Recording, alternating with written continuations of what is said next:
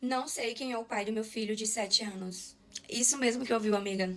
Eu não sei quem é o pai do meu filho de 7 anos. Recentemente, uma pessoa se deu o trabalho de criar um fake e mandar uma mensagem no Insta, tentando me oprimir, tentando me ameaçar, dizendo que rapidinho eu ficaria quieta, rapidinho eu acharia o meu lugar se comentassem sobre o pai do meu filho de 7 anos. E como eu não preciso estar mentindo, eu liguei a câmera do meu telefone e vim aqui trazer esse vídeo pra vocês. Sou desbocuda e do meu passado, você pode me perguntar o que você quiser que eu trago pra você. Não me orgulho do meu passado, porém não tenho vergonha. E essa pessoa não comentou só sobre isso não, tá? Ela comentou também sobre outras coisas, que se eu descobrir quem é, eu quero descobrir, tô fazendo de tudo pra me descobrir, vai ter que provar coisa por coisa, porque isso dá até processo. Mas enfim, Débora, quem é o pai do seu filho de 7 anos? Eu não menti, gente, no começo do vídeo, eu não sei quem é.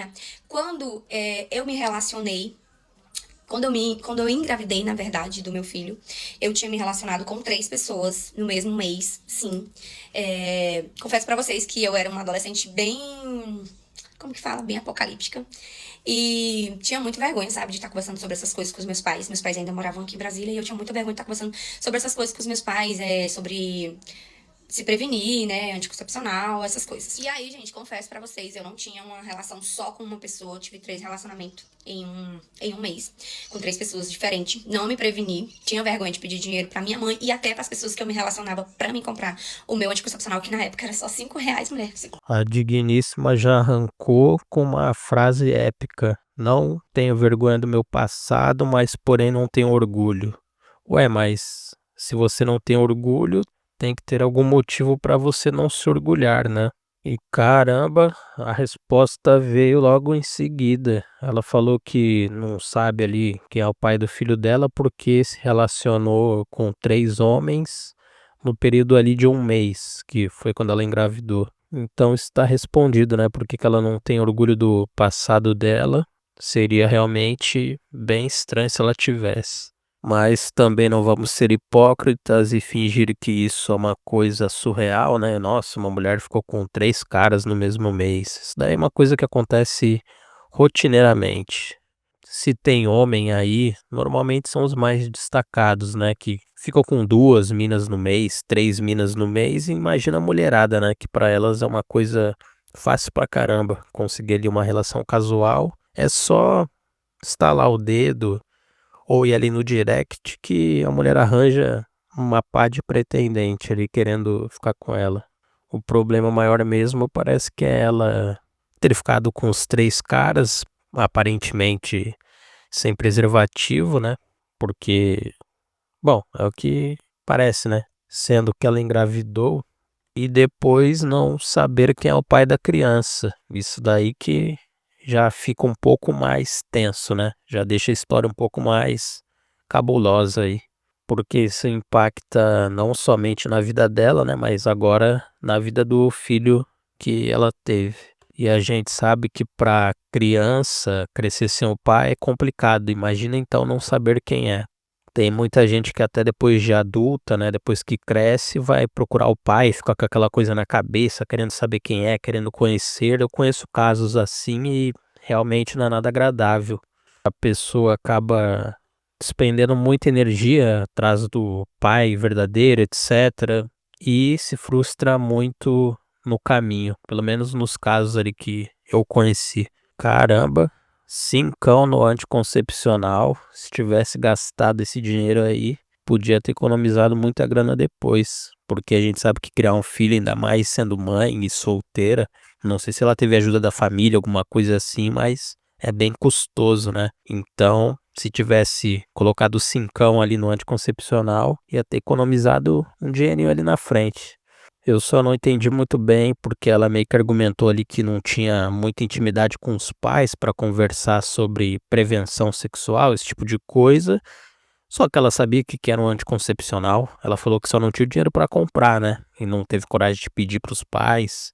Mas saber ali que tinha que usar o anticoncepcional e a pílula do dia seguinte, ela sabia, né? O que tinha que ser feito. Ela só meio que não teve a coragem de pedir para alguém o dinheiro. E só mais um detalhe, né? Tipo assim, ela se relacionou com 3 caras e não teve coragem de pedir pra nenhum dos 3 pra comprar o anticoncepcional de R$ 5. Caramba, mas aí é o mínimo que o cara poderia fazer. Quer dizer, que os caras poderiam fazer é comprar ali o anticoncepcional, né? Era o mínimo, mas aparentemente ela não recorreu a eles não. Foi aí que a história complicou, né? Mas vamos ver aí o final do relato da digníssima. E eu gostaria de convidar você que está gostando do conteúdo a dar um like no vídeo e a se inscrever no canal para ajudar na entrega desse conteúdo e ajudar a gente a continuar produzindo vídeos. 21. E aí, no mês que eu descobri que eu estava grávida, gente, eu não sei o que deu na minha cabeça, sei lá. Meus pais não ficavam, assim, perguntando quem era o pai, nunca foram de mim questionar. E eu também, tipo assim, não liguei muito. Não fui atrás de fazer um teste de DNA, não...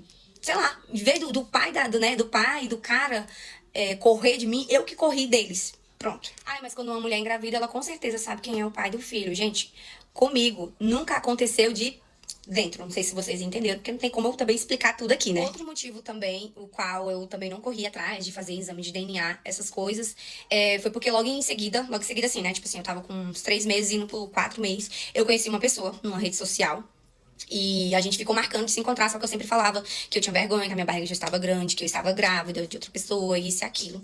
Acabou que a gente se encontrou, que a gente se deu bem, né? A gente ficou e foi criando um relacionamento. Com um mês, a gente já foi morar junto. Um mês de relacionamento, a gente já foi morar junto. E essa pessoa, né, no dia do nascimento do David, me fez uma surpresa de registrar ele com o sobrenome da pessoa, né?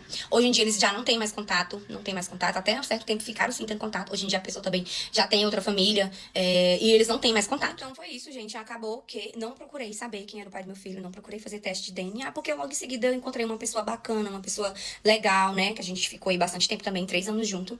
E os outros, né? Os outros 3 suspeitos, não fazia diferença nenhuma na minha vida. Hoje em dia também não faz diferença nenhuma, até porque R$200 de pensão não dá nem pra comprar o lanche que meu filho come durante a semana. Entendeu? Meu filho sabe, meu filho entende. E aí, esse fake desgramado que mandou a mensagem, né? Disse que o meu filho era filho de um primo meu, né? Que é um primo que eu cheguei aqui em Brasília, a gente não tinha vínculo nenhum de primo e se relacionamos. E não, o meu filho, ele não é filho do meu primo. Quem dera que fosse, porque eu tenho certeza que não ia faltar amor e carinho pra ele. Mas não é filho do meu primo. Então é isso, gente. Está esclarecida aqui a história. Quando vocês tiverem alguma dúvida, é só vocês perguntar pra mim, que a Desbocuda, Débora Desbocuda, vem contar pra vocês. Caramba, que história surreal. Vamos recapitular. Ela teve relações com 3 homens no mesmo mês, engravidou, não teve coragem de pedir para nenhum dos 3 para comprar a pílula do dia seguinte, nem para os pais, nem para um amigo, nem para ninguém.